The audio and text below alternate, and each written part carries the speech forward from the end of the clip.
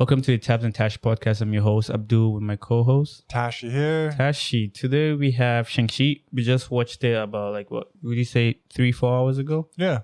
Was it 3 or 4? Maybe 2 hours. My bad. Yeah. So it's kind of fresh in our heads. We have our strong opinions on it, I feel. Maybe you have a stronger opinion on it. I think it was an okay movie. I think Tashi would go in depth more on how he feels about it.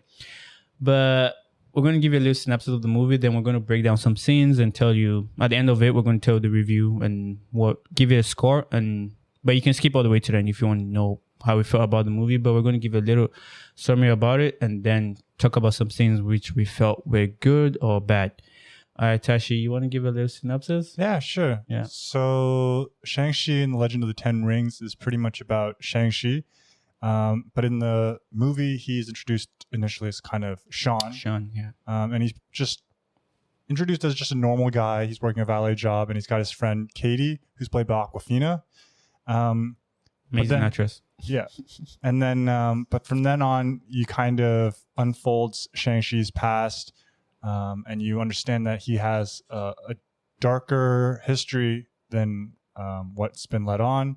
Introducing his father, who is Tony Leung's character, and he is kind of the villain, the bad guy, and he controls the Ten Rings, which is a clan of that he controls throughout history. Yeah, I did like it. Felt like there were an army, then assassins, then I don't know, an organization. Like it's weird, but it's probably derived because he has 10 rings, right? 10 bracelets per se, 5 on each hand. Yeah.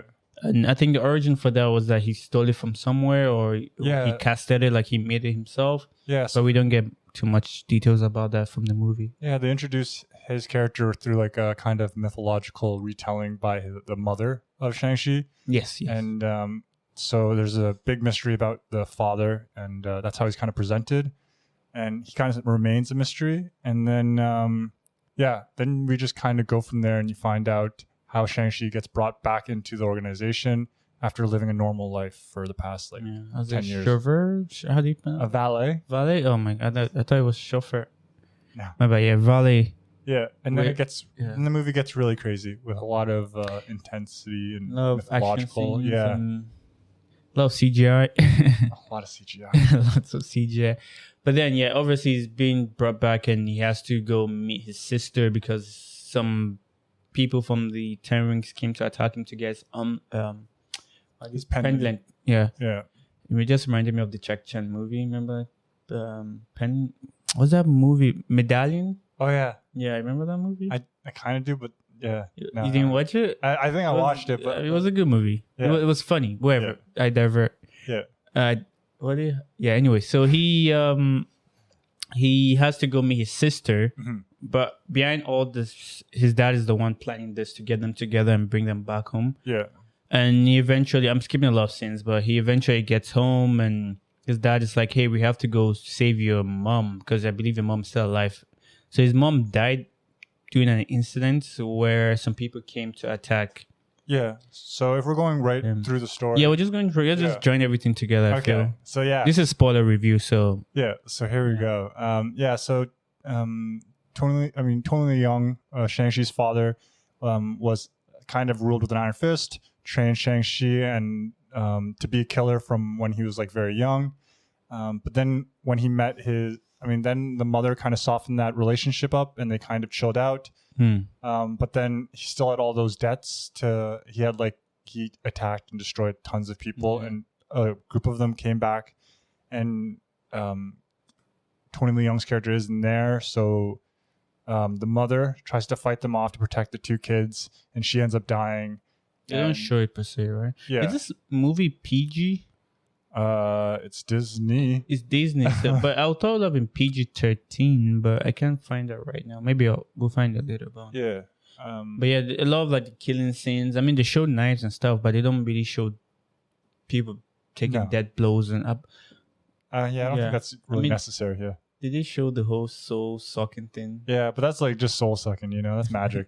It's okay. Some Mortal Kombat stuff. Yeah, that was, oh my god, it reminded me of Mortal Kombat. This movie, I'm gonna straight Wait, up did you say watch the sorry. Mortal Kombat movie? Dude, I love the Mortal Kombat movies, but You loved it? yeah, because No, the new one that came out. Oh no, I didn't watch that. I didn't watch that no, too. But like the Is that original, out? Sorry, is that? Yeah, Yeah, it's out. It's out. yeah, that's way out. Now But it's like I the haven't original's watched it. really campy and stuff like that, and they're fun. But this movie, this Shang-Chi movie, I'm gonna be straight with you guys. There's a lot of things that I had high hopes and I was disappointed with many things. We digress a little bit, but yeah. So, the dad shows the kids a way to get to their mom's village, right? Yeah, Which he tried to get Yeah. previously, but he wasn't successful because they didn't want him to get in, right? Yeah, so there's like this magic village that the mom comes from. Yeah. Taolu? Yeah, Taolu or something. Yeah, it's Yeah. Taolo. And the village has like a big secret that it's protecting Earth from multi-universe or something. from like this crazy being.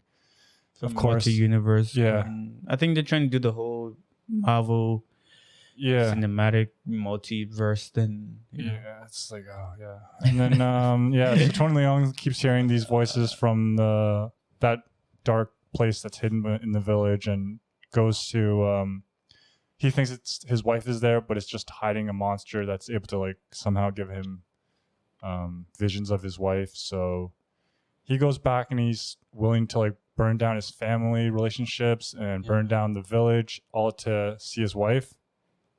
So yeah. Okay, so I think we should break down some scenes now. Yeah. Yo, man, there's the introduction of Tony Leung's character, man. Like, oh my god, throughout the movie, Get right into it, actually. Yeah, they didn't do it well. Like, they should have. They made his character seem like he was only like powerful because of like the rings he had. Like he's like this giant general that controls all these armies, but it feels like he's nothing without his rings. Yeah, they should have introduced him better. They introduced him like kind of just like destroying this army with the rings.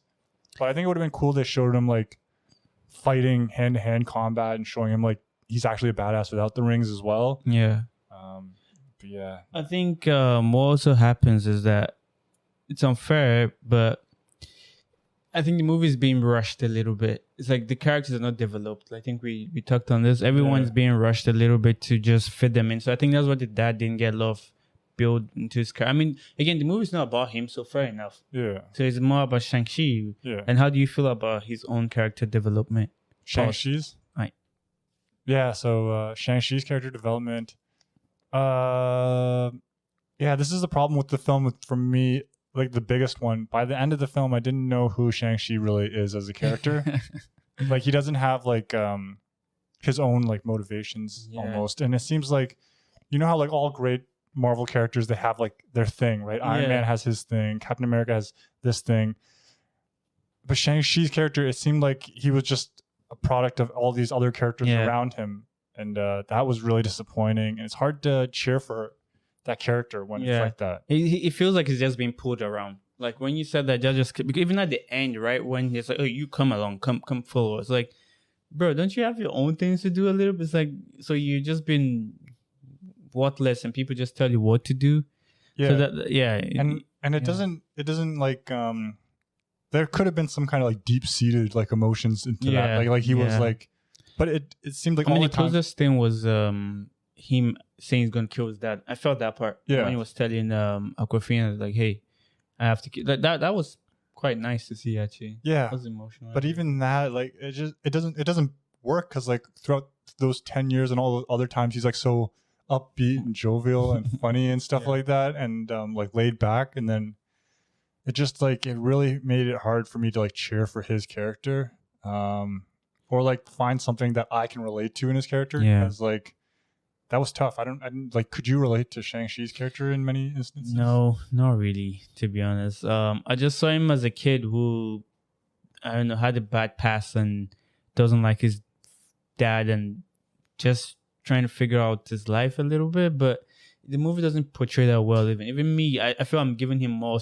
backstory than a little bit than what the movie did. But again, I think the movie was just, it felt like it focused more on the Tai Chi and Kung Fu stuff and all the cool cinematics and CGI stuff more than and that's super disappointing. Yeah, I think they're just trying to get an Asian character into the Marvel universe. Yeah. So you're like, just get this guy, get him to seem cool a little bit. I think personally, I feel kids are gonna like him. I think he's really great. I like him. I think the whole, even at that part in the boss scene where they have the whole guy doing the Instagram live thing or wherever, like trying to get close to the millennials, and people found that funny in the cinema a little bit. Did you find that funny? I was like, that was such a cheesy. What the hell is that? Like, I'm always on Twitch and YouTube.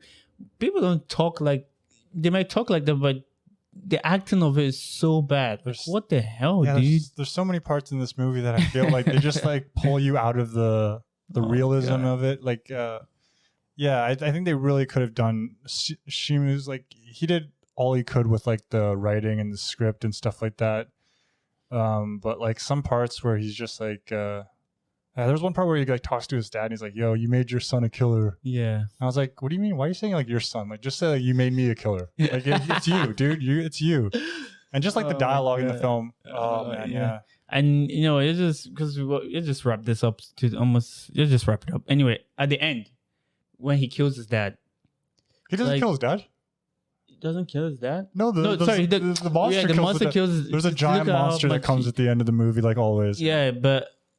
And I know he has that emotional scene with his dad. I thought that was going to look old because you're sucking his soul out of him. Right? That's what I was thinking too. It'd be like you get all old for all the years. Because he was like 1,000 years. Yeah. But that didn't even play a part. He was just dropped there and he's like, okay, now I'm going to fight. Dude, the worst part was like, when he gets on the dragon and he's with his sister and his sister looks back and sees her dad dead and he just looks at her. It's like they don't explain. Like he's like, I didn't do that. Like I didn't kill him. He doesn't even... Yeah.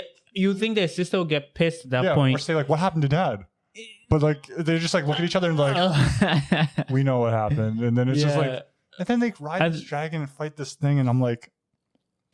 And even the thing, like, yes, we get from a multiverse thing, but why is it important? Like, God this is the first movie for like an Asian Marvel character. And they couldn't set that stuff aside and just develop him. And have like a nice, like I thought it was gonna be like, remember Captain America's first movie? Yeah, where they kind of like they had the whole movie was just him getting developed and like you got to like him. And eventually, he fought the bad guy, but like you got to like him. This wasn't about that. I'm telling you, that's why I felt this was just rushed to get an Asian guy into the multiverse thing and just do it. Yeah, but they didn't do well. But it shouldn't have been like that. And then like there were so many scenes where he was just like, you kind of just you didn't like the parts where he was like doing like the karaoke stuff and like everything was just so laid back. It's like, dude, you're a killer and stuff. Like, shouldn't you have some? Even if you suppress that, you should be like a serious guy. Yeah, you should be like somewhat serious. After going like 7 years pretty much of being hard trained and like taught to kill. Yeah. Like, yes, you might dial that back a little bit, but you should have a level of not messing around with people. There should be something presented in your character that everyone can kind of follow and relate to. And especially for Asian people, like, we're not always like super like vibing. Yeah, jovial. And super like that. We're pretty like chill and like, but in this one, like it kind of, it's hard for me to relate to his character. How do you pronounce it? Americanized or where Americanized or I don't know. I couldn't relate. Yeah, it was tough. You know, you just end it. So nah, dude. Also, Ben Kingsley's character. Ben Kingsley, when he comes in, why is he in this movie? Sorry, I was. Why is Ben Kingsley in this movie, dude? He ruins so many scenes. Like he's great, but like when they finally make it to the village. And like, oh my God, we're actually in the village. It's amazing. And the worst part also is about they're driving the stupid Razorfist dude's car in the village. I'm like so pissed off. Shout out to BMW. After watching that, I was like, I want to get BMW. And they did it like the knockoff Jurassic Park scene where they're driving the trucks and they're going in. I'm like, oh, this is making me so angry. And then they finally see these cool mythical creatures. And then the first thing, they have like a nice scene where they see the dragon horse thing. Yeah. And Ben Kingsley's like, yo, man, why is that horse looking at me? And everyone in the audience laughs, like, haha. It's like, but this is supposed to be a cool scene. Like, this isn't like Jurassic Park when they see the dinosaurs. Oh, man. Did you know the way, once I saw that little creature thing that they had, I was like, this is Disney movie. Oh, Disney always tries to shove like a cute little, to we gotta sell this. Oh, like, my God. Do you see that whole part when they're in the helicopter and you have the Bose thing? Everything is so they're sending us ads and movies now, dude. You can't even watch, and they don't even do too subtle. It's just right in your face. And the whole BMW, even when that boss scene at the beginning where she crashes all the cars, they're like three or four BMWs there. Like, dude, I'm like, calm down. I know you want us to. God Yeah, and Damn it. like I don't understand why Ben Kingsley was there, because he had to introduce like the little fairy creature thing. Yeah, I know. But like, couldn't they introduce that character as like the sister's like person or Dude, something? and they said it's been following the mom for years. Yeah, and the but mom never introduced it to the kids. You don't think kids would love that? Yeah, that's why I was like so like shook when I was like, and also, yo, man, that Ben Kingsley when they're on the battlefield and Ben Kingsley's like there, and I was like, oh shit, Ben Kingsley's gonna actually fight and shit. And then they show him like everyone's like dead, and their souls are sucked, and like all these Asian dudes are like fighting. Ben Kingsley's on the ground like, yo, I'm just faking, man. I'm okay. Like, come play dead with me too. Yeah, come play dead with me. I'm like, dude, there's people actually out here fighting and dying, and like you're making a joke. I thought that was kind of insensitive too, man. I didn't like that, man. All right, so you're already getting the picture that we don't rate this movie so much. I wish we usually rate movies out of 10, because then I could put this really down, but we rate it out of 5. So I'll start off. Go for In it. general, I'll say it's an okay movie. I think it's a movie kids will love. Yeah. Maybe I'm criticizing too much, but Tashi has his reasons for it. I had a lot of hype going to these movies, but it didn't live up to it. Yeah. So I'll give it. I think this is our lowest, for me, lowest I've rated a movie since we started this. I'll give it a 1.5.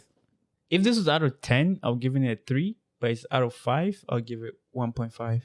You see, okay, so I'm like angry about a lot of things in the film, only because I felt like they could have been easily remedied, and there's a lot of things that I really wish they could have focused more on developing Shang-Chi's character as a person that, you know, everyone can kind of like and cheer for. I felt like more people would probably cheer for like Awkwafina's character or like the sister's character than Shang-Chi's character, which is kind of strange. And the movie's called Shang-Chi. But yeah, I had like very high hopes. I was expecting more, and I really thought they would push for more. But I'm gonna give it like a 2.5, I guess. 2.5? Yeah, it was like that's good. Like it was decent. Maybe I'm being too hash, but the action scenes were nice, but some of them did look like video. Some of them looked like video games though. I'll give it 2. Yeah, please put it up to 2. Yeah, at least. Yeah, when you said the action scenes, I was like, oh yeah, there's some cool action scenes. To be fair, even the ending. To be fair, when he did the whole thing and it busted into pieces, I thought it was cool. I don't like that. So I'll give it 2. My bad. I don't like the ending where they busted it, because also I'm like, yo, how come Tony Leung's character couldn't fight with the rings if he could just, after the thing sucked up all those souls, and he could just burst it? Like, yeah. But I mean, he didn't have friends. He didn't have people. Friendship. The dragon thing, like, distracting it. I don't know why the dragon thing didn't come out and just eat Tony Leung's character before he opened the gate. That's true too. But the dragon was just chilling there. Actually, we could go forever. Oh my god, there's so many. Let's just make a movie. Okay, next time, Marvel, just make a movie about Shang-Chi, just him, and like have him focus. Don't bring all this other side stuff. This. Oh my gosh, yeah. But anyways. Thank you for listening to our opinion on this movie. Make sure you leave a like, subscribe, leave your comments down there. Tell us how you felt about the movie. Tell us how you felt. Did you expect more? Honestly. Yeah. Be honest. Tell us how you felt about the movie. Yeah. And take care and have peace. And that's it for another episode of the Tabs and Tash Podcast. Wow.